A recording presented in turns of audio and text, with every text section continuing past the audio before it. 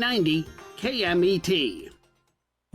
Are you paying rent because you think you cannot afford to live in your dream home? Are you renting because you don't believe that you have the down payment funds to purchase your own home? The Siegel lending team at ronismylender.com has up to $25,000 to help qualified people purchase their own home at amazing interest rates. Contact the Siegel lending team today at ronismylender.com. Again, ronismylender.com, license under NMLS 217037. ronismylender.com.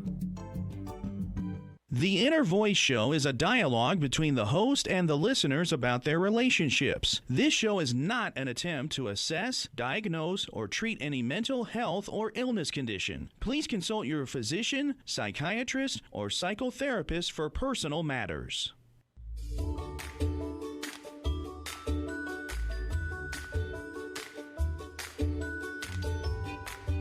Inner Voice, a heartfelt chat with Dr. Foojan. Hello, everyone. Hello to Sean and in studio, and a big hello to all of you. I'm Dr. Foojan Zeine.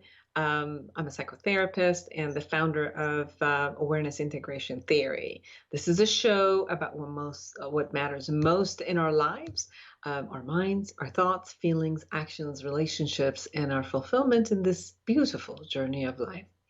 Today, I will share the tip of the week with you about how we can be there for each other, even if we're not similar and not the same, but how we can cooperate with each other. Then I will talk about how to handle feelings of fear in the Ask Me segment. And I got the latest research from Yale University, where scientists are looking into the brain of individuals engaged in conversation. And what they observed is very significantly whether somebody was in agreement or they were fighting. So that's interesting. And then I'll bring you Lawrence Doochin. He's an entrepreneur and the author of a book on fear.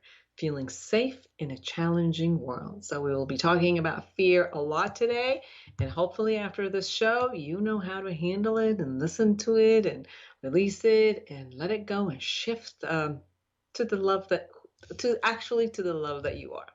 I love to hear from you, so connect with me through my website, foojan.com, and follow my social media and message me with comments or topics of interest because I want to know what it is that you want me to talk about, and then I'll definitely share it with you. But first, here's the tip of the week.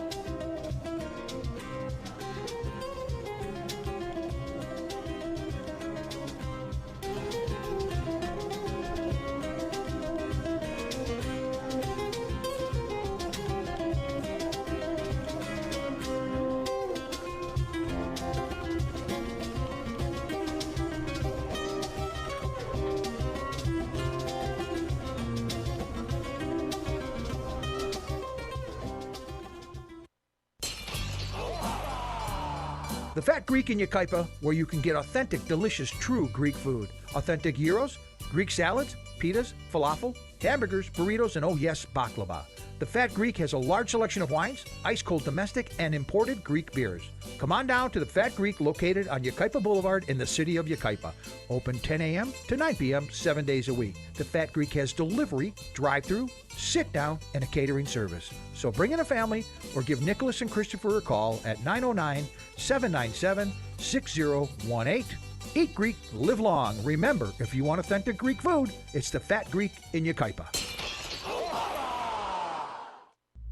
Join the conversation every Monday afternoon at 3 p.m. Pacific for Inner Voice Heartfelt Chat with Dr. Foojan. Dr. Foojan is a radio and TV host, international speaker, psychotherapist, life coach, and the author of Life Reset, the awareness path to create the life you want. She brings you the latest research and interviews with experts in the field of cognitive sciences. Anyone who loves to grow and create growth for humanity gets a voice on this call-in show. Inner Voice Heartfelt Chat with Dr. Foojan. Monday afternoons at 3 p.m. Pacific on Smart Talk KMET 1490 AM and on KMET1490am.com. Take KMET 1490 AM with you everywhere you go by downloading our free smartphone apps found on the KMET website, KMET1490am.com. You can also go to the Google Play Store or the Apple App Store on your phone to download the free app. Now you can listen live or play any of your favorite programmers' podcasts using your smartphone. Go to KMET1490am.com and download your free phone app today.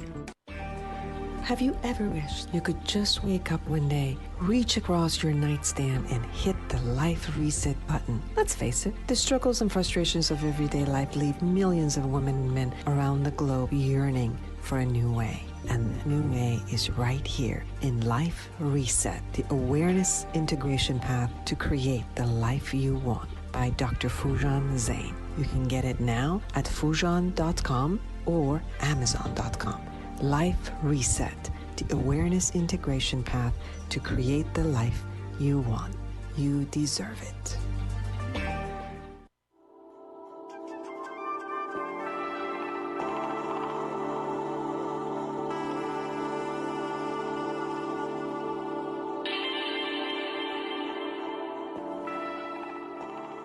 Hello, it's Dr. Foojan Zeine. This is the tip of the week. This week, I've been experiencing gratitude for many aspects of life. I've been speaking to friends, family, colleagues, and clients about their pain, suffering, resiliency, and gratitude for who they are and what they have in life. Interestingly enough, this week, a neighbor approached me with no apparent reason and began to insult me directly because of my political affiliation, my ethnicity, my country of origin. And another neighbor took a stance for my rights, and I was practically smiling with the highest respect for people who support each other and with compassion for those who are so angry in their expression and lack of interest in getting to know others. Many people share their own experiences this week with their fear, anger, mistrust, hope, compassion, and resilience. It appears that emotions are so heightened that people are having difficulty restraining themselves long enough to regulate their emotions and follow through a path of logic and then intent for understanding and compromisation before attempting to communicate. The allowance to just blast is becoming a right and a norm for many. Pressures are high for most people around the world. Many people are experiencing a loss. Many live in the unknown and the instability of what the future will bring. Many are angry and waiting to create change. Some are so angry, feel hatred, and are out to destroy. What has made us survive through wars, revolutions, climate disasters, economic disasters, plagues, pandemics, all in all has been our cooperativeness and compassion for each other. And at times even for the ones who do not think like us or have the same race or color. So observe yourself. Really look at you. What are you angry about? What are your losses? What is it that you need to say and haven't yet said it? What are your needs? What are you grateful for? And who are you grateful for? How can you expand your compassion and care toward others? What are your biases? What are your prejudices? And who do you know that you have felt prejudiced against and from? We all have experienced, we all have biases, and we all have never liked it when somebody else returned the favor of being prejudiced against us. So we know it doesn't work. And where are you stuck? To support you in looking inside and learning the skills to become aware and integrate your inner parts and dialogues, I refer you to my book, Life Reset, the Awareness Integration Path to Create the Life You Want. Be there for someone who needs your support, even if they're not the same as you. Trust me, you will need theirs sometimes in your life.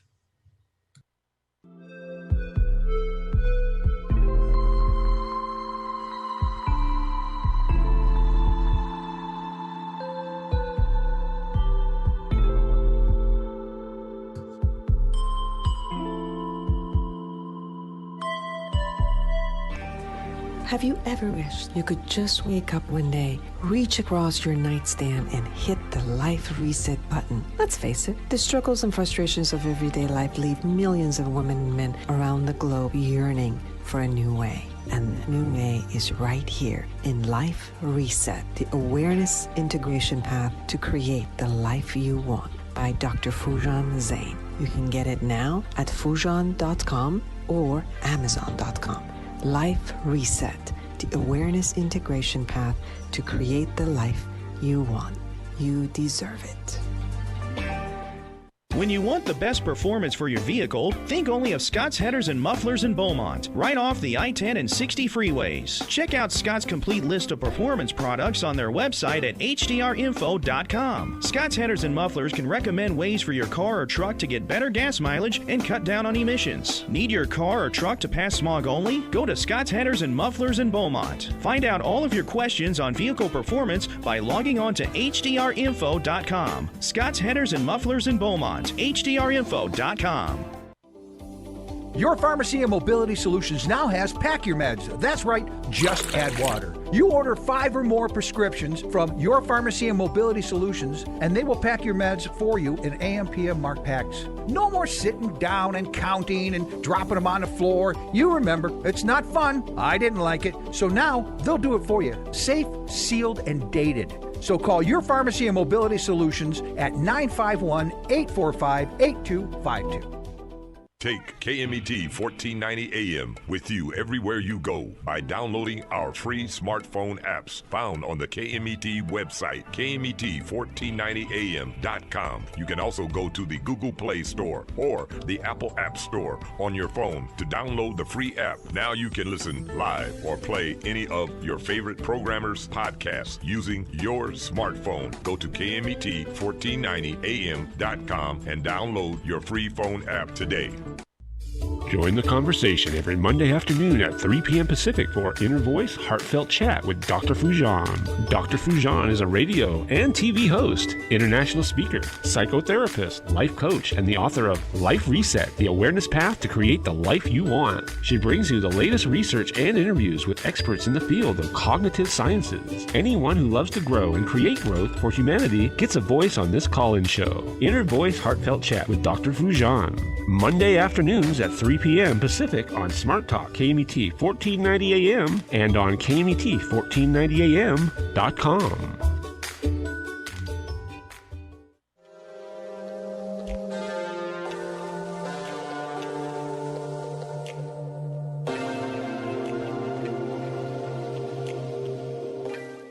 Hey, this is Dr. Foojan Zeine, and this is the Ask Me Anything segment.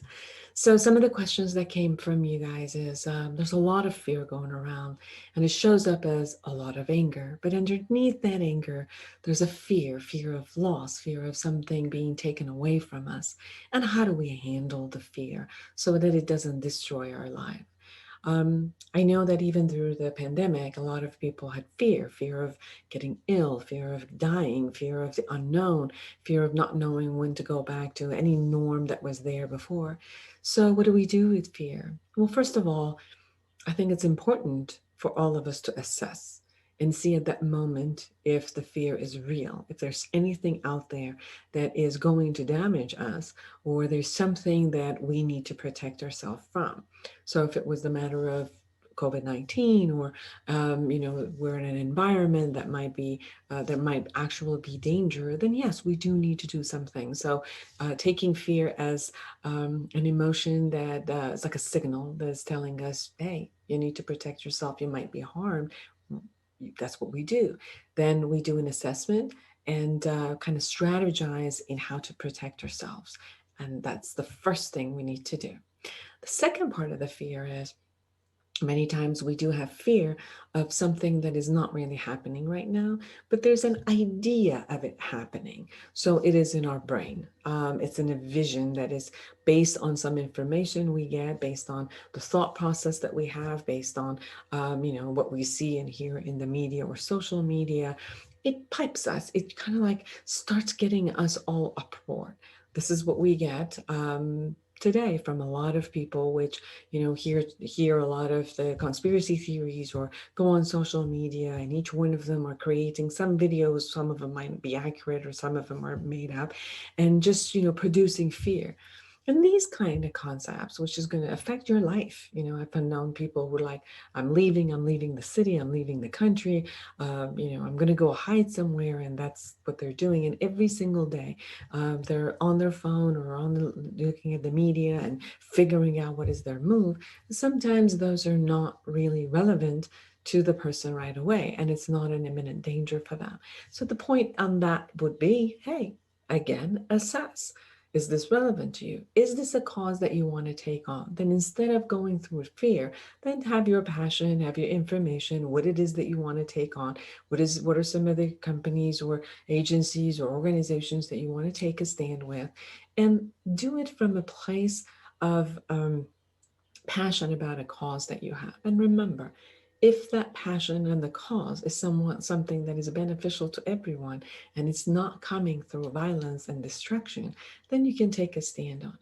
But if there's any part of you that takes that fear, and in the fear of getting harmed, you become the abuser and the harmer and the one who's going to actually destroy, I would request from you to take a second look. And every time you put yourself in a position of wanting to destroy, you are also going to get destroyed. So please revisit that idea. And the third part is, a lot of times fears comes from the experiences that we had from childhood or, in our past, which we felt powerless. And those sense of powerlessness and helplessness kind of like following us, but not necessarily that they're accurate anymore. And maybe we have the power now, maybe we have the skills in taking care of all that we need to do. So, so maybe that we just need to readjustment to reality and being in the present. So honor your fear.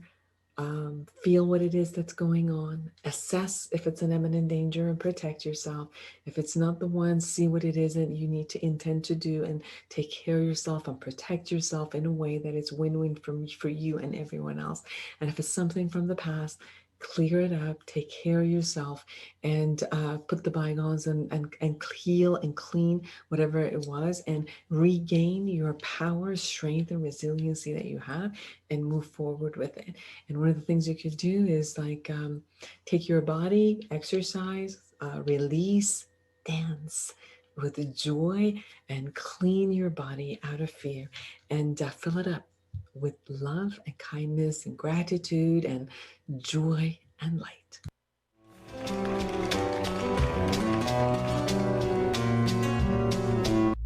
Join the conversation every Monday afternoon at 3 p.m. Pacific for Inner Voice Heartfelt Chat with Dr. Foojan. Dr. Foojan is a radio and TV host, international speaker, psychotherapist, life coach, and the author of Life Reset, The Awareness Path to Create the Life You Want. She brings you the latest research and interviews with experts in the field of cognitive sciences. Anyone who loves to grow and create growth for humanity gets a voice on this call-in show. Inner Voice Heartfelt Chat with Dr. Foojan. Monday afternoons at 3 p.m. Pacific on Smart Talk KMET 1490 AM and on KMET1490AM.com.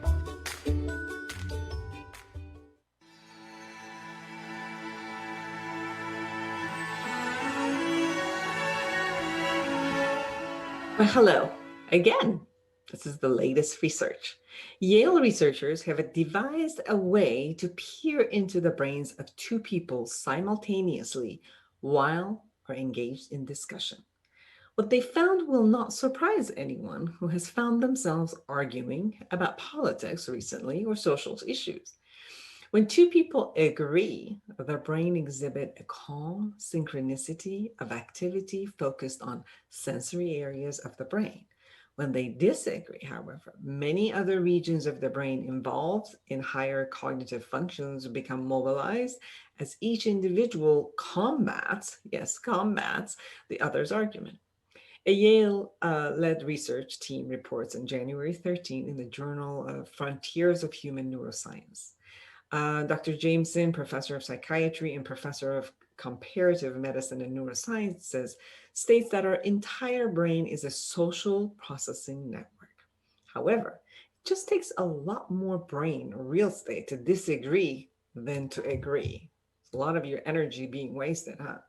For this study, the researchers from Yale and University College London recruited 38 adults who were asked to say whether they agreed or disagreed with a series of statements such as same-sex marriage is in a civil right, marijuana, should it be legalized? After matching up pairs based on their responses, the researchers used they used an imaging technology called functional near infrared spectroscopy to record their brain activity while they engaged in face-to-face discussions. When the people were in agreement, brain activity was harmonious and tended to be concentrated on sensory areas of the brain, such as the visual system, presumably in response to social cues from their partner. However, during disputes, these areas of the brain were less active. Meanwhile, activity increased in the brain's frontal lobes, home of higher order executive functions. Dr. Hirsch said that there is a synchronicity between the brains when we agree, but when we disagree, the neural coupling disconnects. Understanding how our brains function while disagreeing or agreeing is particularly important in a polarized political environment. In this court, two brains engage many emotional and cognitive resources, like a symphony, orchestra playing different music. In agreement, there's a less cognitive engagement and more social interaction between brains of talkers, similar to a musical duet. Oh, well, look at this. Did you want to constantly argue, whether it's your friends or your partner, especially in your marriage with your children, and be in a space of constantly spending excess energy to combat or calm yourself, negotiate, come to some similarities, and listen to each other from your heart? Don't go anywhere. I'll be right back.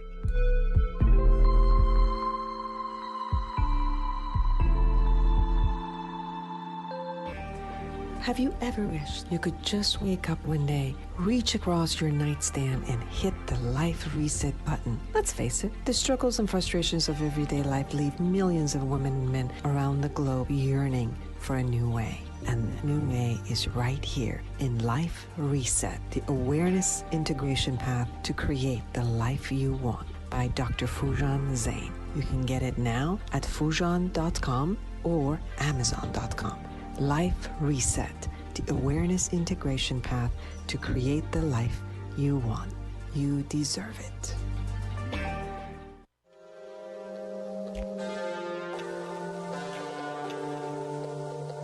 Well, welcome back, everyone. I'm Dr. Foojan Zeine, and I have Lawrence Doochin with me. He is an entrepreneur and the author of a book on fear, Feeling Safe in a Challenging World. In the business world, he's worked for or been associated with enterprises from small startups to multi-national corporations, and he is the co-founder of HUSO, Sound Therapy, which delivers powerful healing benefits to individuals and professionals worldwide. Welcome to the show. Thank you for having me on, Dr. Foojan. What a beautiful topic to talk about, because I think that we really are experiencing a lot of fear, and then it turns more into anger whenever, we're not attending to it in a sense.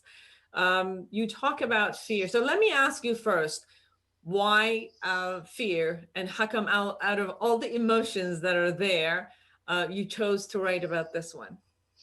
Well, I didn't actually choose to write it, but I kind of got a download in August of 2019, and it was a bunch of information, and it covered a variety of topics. And I realized, I didn't know if it was going to be one book or two books, but I realized in January, about a year ago, that it was actually supposed to be a book on fear.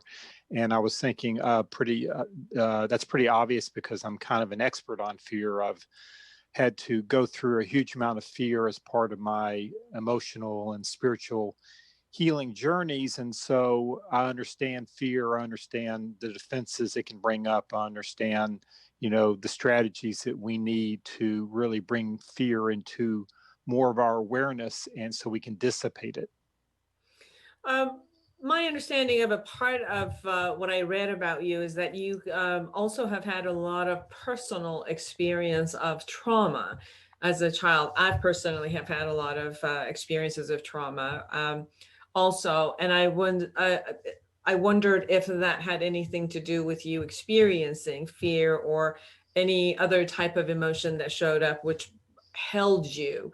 And did that have to do with your journey as moving forward and finding yourself and creating strength and resiliency? Absolutely. That was the primary thing. So I was sexually abused by my mother when I was going through puberty, which is obviously to be sexually abused is a difficult thing, as a child, but even going through puberty, that's even more of a difficult time because you're trying to sort out all kinds of sexual energies, understand love. And so I came out of that experience with a lot of fear, a lot of anger, a lot of guilt, a lot of shame. And I was a pretty angry person in my 20s. And then I just wanted to be a better person for my wife and for my children. And I knew that I could, and there was a series of events that happened that kind of precipitated that knowing, but I just wanted to, as I say, really get the poison out of my body, all of what was false. I knew I could be a much more joyful person, much more grateful person, and that I could lead a much more productive life and be of service, be a light in the world, be a light starting with my family, and just have much more authentic and healthy relationships. I totally understand, and I experience it myself, and I see it in a lot of my clients. I've been a therapist for almost 30 years. And I see these two parts of the coins where there's part of the fear and the feeling of kind of not having any power, the powerlessness that we have and helplessness that we have, which we do experience in abuse when we are part of, the recipient of the abuse. And the other side of it is anger. And I heard you say that you also went through a lot of years of experiencing anger, which underneath it apparently was that fear. And what personally shifted you from going from anger to kind of like being love, let's say, going from anger to love? Well, I think there were two events that basically that the universe or that God put into my life that kind of awakened me in a sense. One was my stepmother and father were going through some type of experiential treatment therapy, and they were having a seminar in Florida.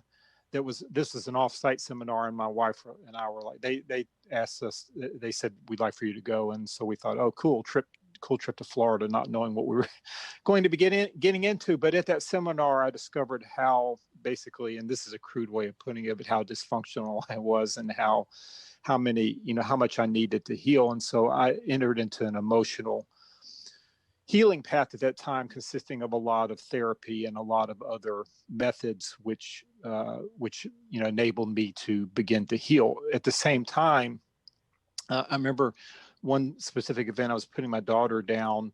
She was about 2 at the time. She's 30 now. And I remember feeling such immense love for her. And that was the first time I'd ever felt that emotion to that degree. And I knew that love was the most powerful force in the universe. And so I trace that back to kind of my spiritual awakening and my spiritual path that started at that point. And it's interesting because early on, I saw the emotional and spiritual paths as separate, but I came to know that they're actually one, because we come back to a recognition of our divinity through our emotions. And that's very important. And so, fear as part of one of our emotions is not something that's coming up to punish us. Fear is a trigger for us to see what's behind it so that we can then see what doesn't serve us in terms of our beliefs and our conditioning that created those beliefs, whether that be individual conditioning or societal conditioning or even some intergenerational trauma, because it's been proven that trauma is carried over, cellularly from our ancestors.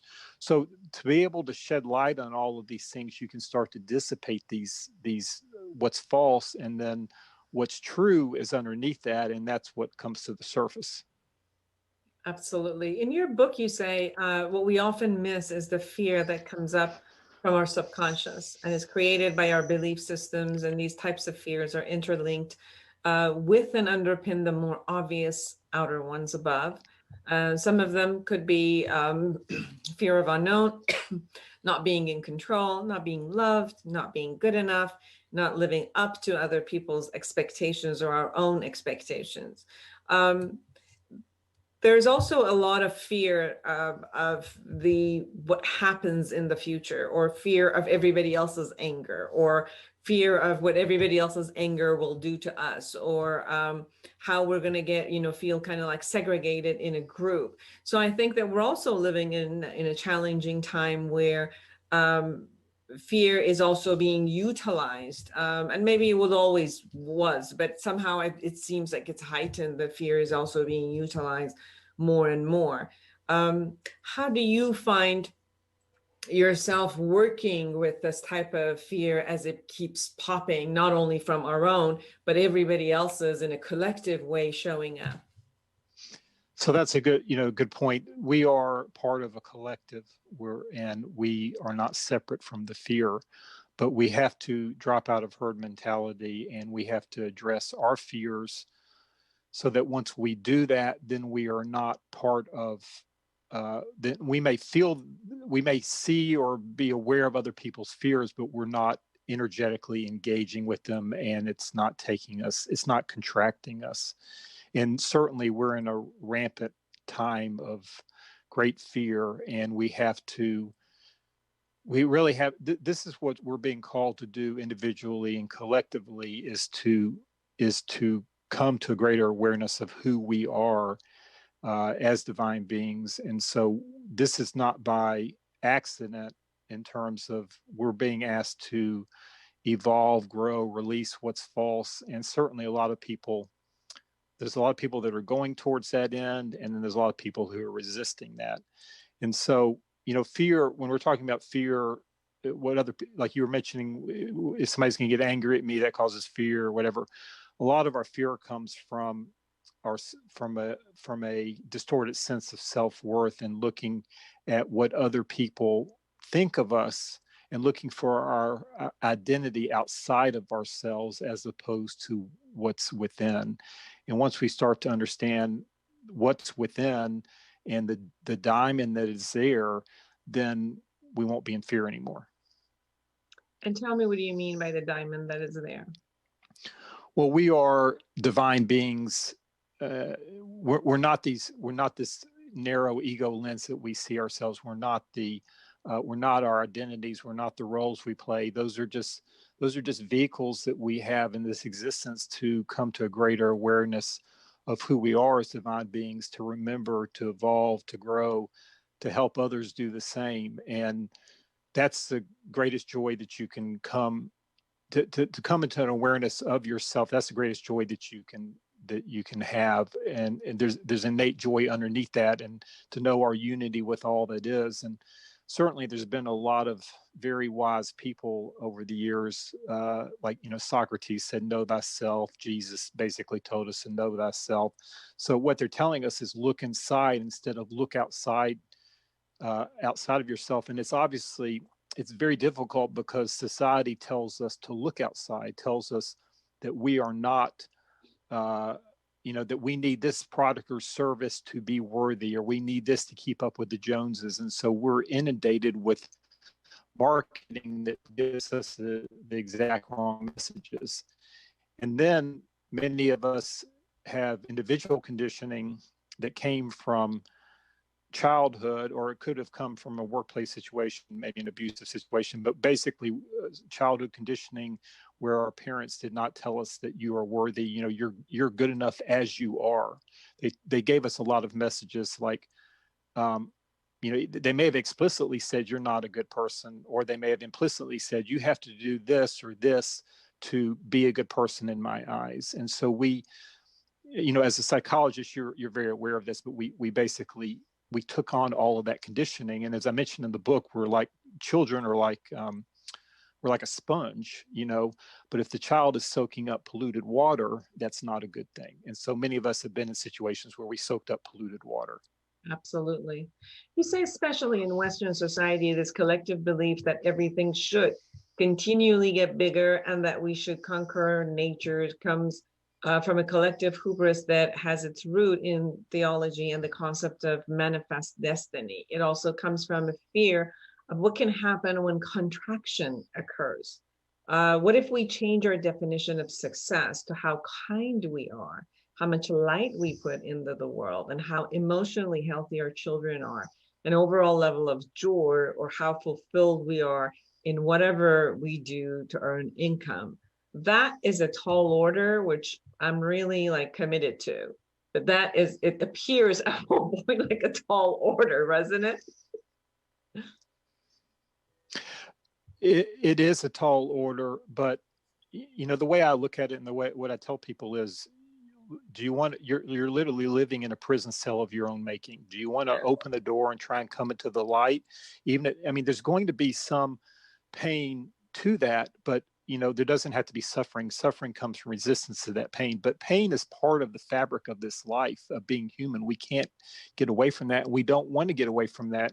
The problem with society, the first part of that quote is that we think, it's like the economy, or it's like our, it's like our emotions. Like our emotions we should never be sad. So we have all of these hacks, whether it be, some type of prescription medicine or something that you apply to your brain to always stay happy. And that's not, and let me say, I took antidepressant medicines for a number of years, and in situations where they're needed, I would heartily recommend that, but I don't recommend staying on it forever. Now, some people may need to stay on it forever because of the chemical imbalances, but I want to throw that in there because I'm not trying to cut down anything else. But my point is that sadness is part of life. Okay. And we shouldn't try and, ignore the sadness. Now, if we're consider, a lot of people are depressed because they're not finding the joy that comes from being in life.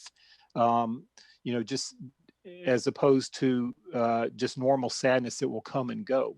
So change is a part of our natural part of being here. Things will come and go, and we're not supposed to hack it. We're supposed to just basically flow with it. We're fighting life when we're trying to hack it. And I don't know how we got the concept like we're supposed to be extremely happy all the time, because it's just not going to happen.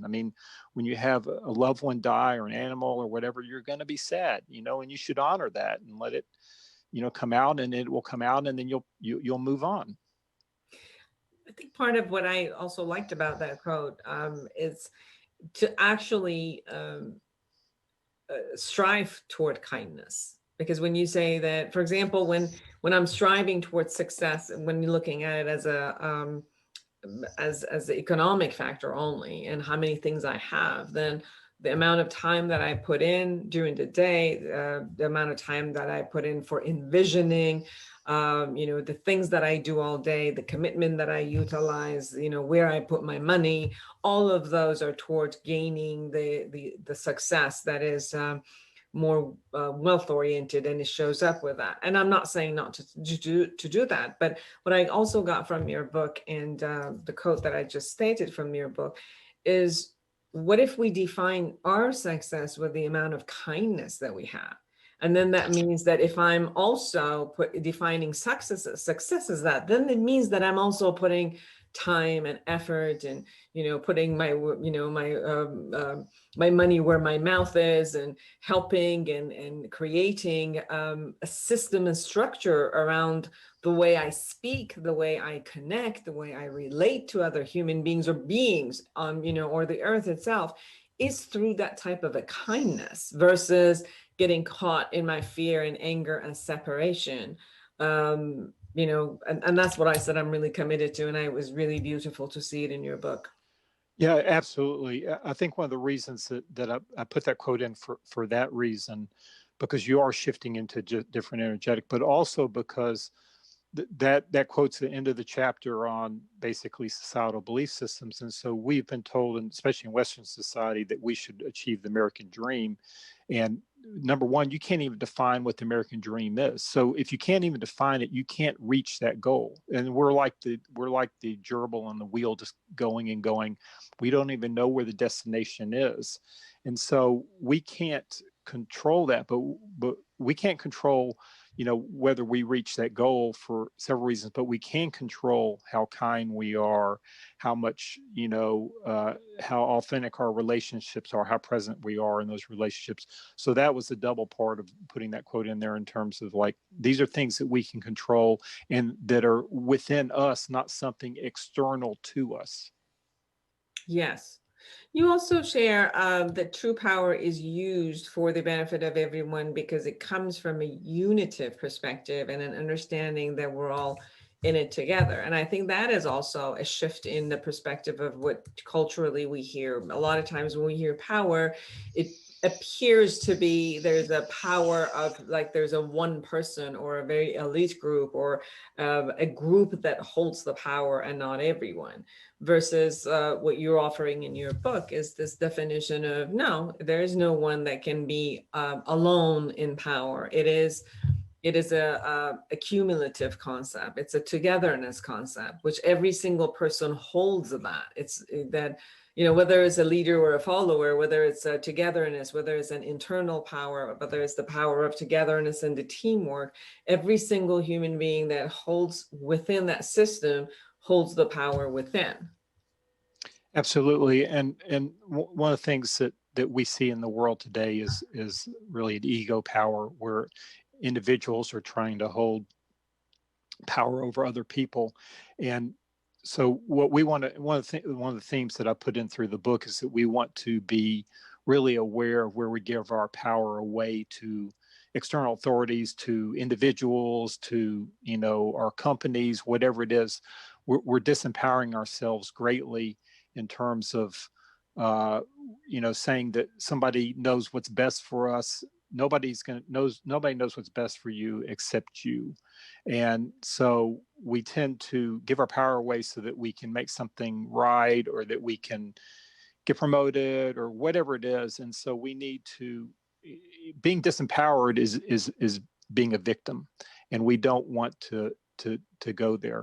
And so the type of power that, obviously we're not at this point in this society, but the type of power that we want to have is those who are, quote, in power, the authorities or other types of officials, whether it be health authorities or whatever it is, that they are looking out for everyone's best interests at the same time, not just their own self-interest. Absolutely. Hooray to that. And then you also shared that thought is just energy formed into a certain pattern. If that thought is energized enough, it manifests as reality and the world we live in. Most people do not realize that their thought as it manifests individually and collectively is the powerful, and that they need to be very careful what they energize, what they continue to think about and focus on. This is why continual thoughts of fear can be detrimental, as we are literally creating what could happen. Share more about that.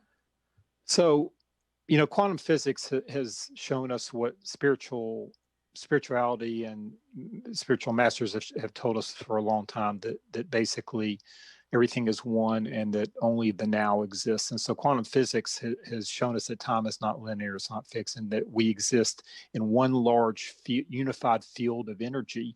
And so we are creating our reality by what we think. And that's basically an individual reality and a collective reality. And so we have to be careful about what paradigm, what reality we want to live in. And so basically when we're thinking of fear thoughts all the time, we're creating like an energetic rut in our being that we're staying in, and that and it's like a downward loop. We keep going down that loop. It's a negative feedback loop, but we want to move from that type of fear-based mentality to a gratitude, compassion, forgiveness, love, joy type of energetic, because then we're reinforcing that loop and we will be in that loop. And whatever we energize, the universe will bring us more of that, because we're basically telling the universe, this is what we believe. So when we can adjust our focus and our thought process into something that we actually do want to create, and not come from an ego fear based of manifesting whatever it is that we're putting in front of us, but come from the collective kindness when we're creating that. So the contextual aspect of it could come from the collective kindness and the benefit of all, and then the the actualization and manifesting it could be in any format. You talk about coming to the present moment and creating that. Can you share a little bit about the process that you share in your book about how to be intentional and how to create what we envision from that perspective? Sure. So we have to get to the place we want to go, we have to know what's stopping us from getting there. So, and as you know, as psychologists, there's a lot of we have the shadow, and there's just a lot of hidden within us. And all of those belief systems are running underneath the surface like a virus runs underneath the computer and affects the operation of the computer. Well, that's affecting the operation of us. So we want to take a look at the way that we recognize what those are. Those hidden belief systems is we begin to see what our triggers are, where we're emotionally triggered, what our reactions are. And then we start to say, we recognize that, and we can see the belief systems that underpin that. And we can also see then the conditioning that created those belief systems. And so Carl Jung, who's the father of analytical psychology, said that projection is one of the most common phenomenon. So, we're usually not angry for the reasons we think. Usually behind anger, there's fear, there's guilt, there's sadness. Usually self-judgment of others is a projection of our self-judgment. Guilt or blame of others is a projection of our guilt.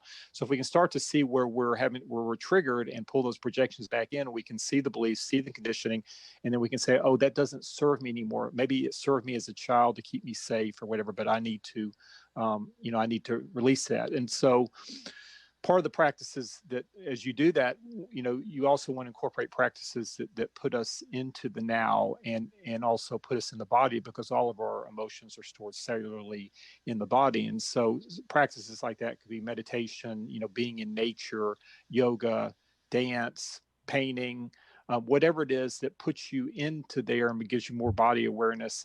And also, and then we also want to incorporate practices of gratitude, compassion, and forgiveness, because they open our heart space. And our heart is basically has electromagnetic field of the heart is 60 times larger than the electromagnetic field of the brain. And so the heart is shown, I think it's neurites, I can't remember what, but the heart's been shown to have the same, type of intelligence. So the heart for me is literally the seat of our consciousness. And so that's where our divinity resides. And we want to open up the heart. And so it's a, a process of just, you have to be willing. I mean, you have to say, my life is not working as it is, and I want to make a change. Okay. And then the universe hears that, and the universe will help you do that, and will bring you those experiences and those relationships that will help you do that. But you have to then follow through. And so, we just have to want it, and we have to proceed with it, and we have to, and then we'll have experienced times of great joy and gratitude. And that encourages us to keep going. Can you also share a little bit about the sound therapy, the company that you have, and how do you utilize sound therapy and the healing? Sure. So the sound therapy company is called HUSO, HUSO, stands for Human Sound, and it's basically was created from actually my co-founders, the creator of the technology. It consists of human sound that was toned in a studio by long-term sound healers, in the indigenous traditions, so like Tibet, Native American, Hawaiian, that type of thing. And then there was some harmonics of those bass frequencies were added in to create an oscillating waveform that creates a certain resonance in the cell. But Huso helps take somebody from a sympathetic to a parasympathetic, so from fight or flight to resting or healing state, and it's just having transformative results in terms of nervous system conditions, kids with ADHD, sleep, stress, just something that we were very divinely led, and it's out there and just doing some good work. That's beautiful. And is that being utilized, it seems like, in a lot of therapeutic settings? It is. It's being utilized. We have both a professional system and a home unit. The home unit, we've have thousands of these across the world, and so it's been very rewarding to see how that's helped people. But one of the things I talk about in the book is how there's certain vehicles that life brings us to help us to release what is false within us, and Huso's definitely been one of those vehicles for me.